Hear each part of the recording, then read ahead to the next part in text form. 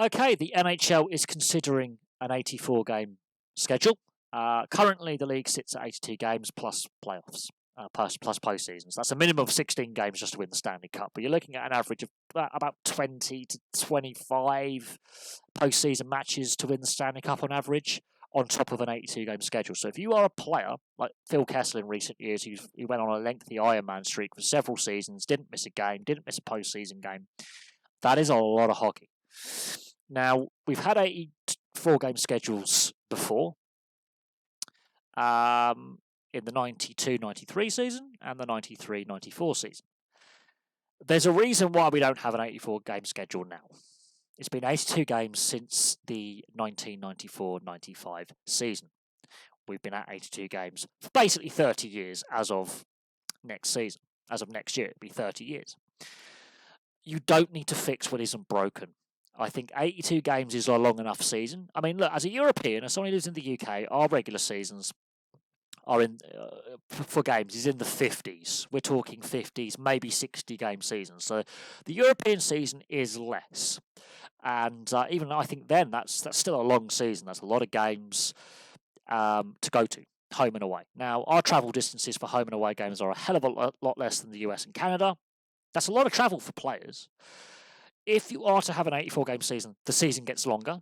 It then impacts off-season, it impacts the postseason, and it impacts pre-season for the following season, if this is to come to pass. Now, yes, the league has made massive revenues with the new advertising, with the digital ads, with the gambling advertising, with the current TV deal being worth more than the last one. And yeah, revenues are up. And the league is now less reliant on gate receipts. It still makes a lot of money out of selling tickets and match day merchandise and concessions that go into the league's coffers and also the owners' coffers. And money is a big part of this. There could be one massive stumbling block, and that is the Olympics/World Cup of Hockey format that the league may put in place to, when the Olympics isn't on, to cover what would be the Olympic period. We already have the All-Star break and the Christmas break. If the Olympics is to be a thing with players returning, the NHL players returning, which they were meant to at the last Olympics but didn't go because of COVID, that's a 2-week shutdown of the league straight away. That doesn't work with an 84 game schedule if you want to get the Stanley Cup awarded before the middle of July. The Stanley Cup is already getting awarded later and later in the year, which does impact the off-season and pre-season and then start of the following season. Player welfare is key. Everyone is entitled to time off work. And the players' time off is summer. If they get less time off, their bodies are going to have less time to heal from injury, wear and tear. Player welfare is going to be a key concern. We want to see the best players on the ice as much as possible. Players will get injured. Every player has an injury in their career at some point. Player welfare is key. Otherwise, we're going to start seeing players with shorter careers and missing more time because their bodies do not have the time to recuperate and recover from surgeries, injuries, and the wear and tear, that just the average niggles you have as a pro athlete. Another thing, fans have less disposable income because of the cost of living and inflation.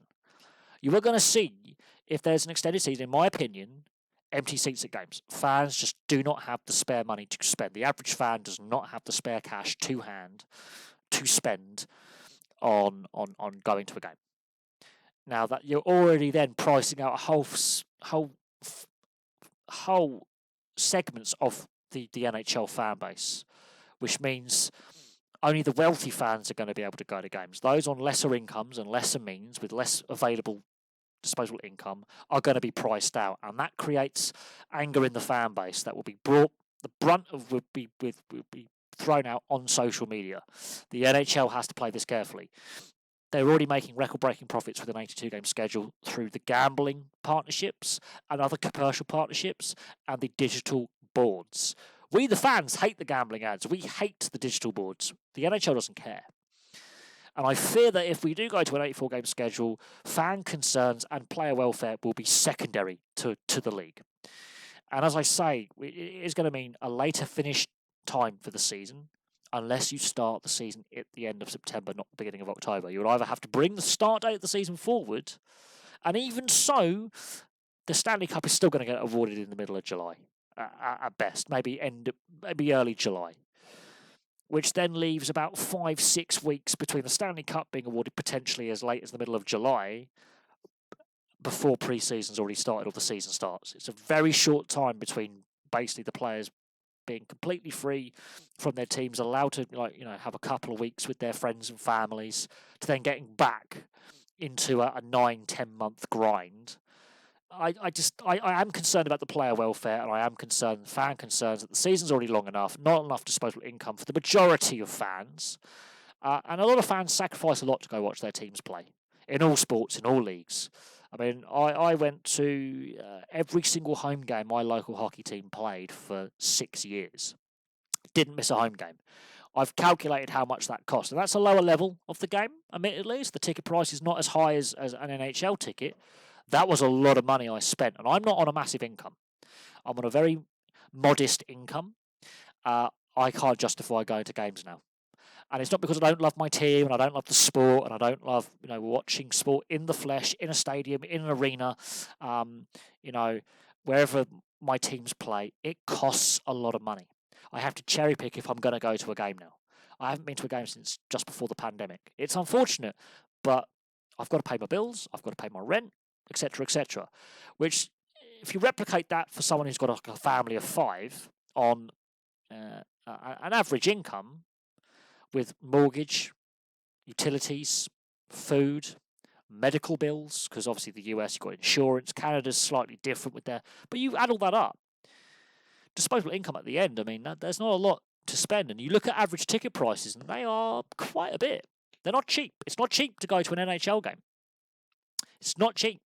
So that's where I think the fans are coming from in their point of view, is if they can't afford to go to games, they watch on the TV, right? And they're already going, this season's getting long, I don't watch every game, I tune out, you stop paying attention, and that's going to impact TV viewership.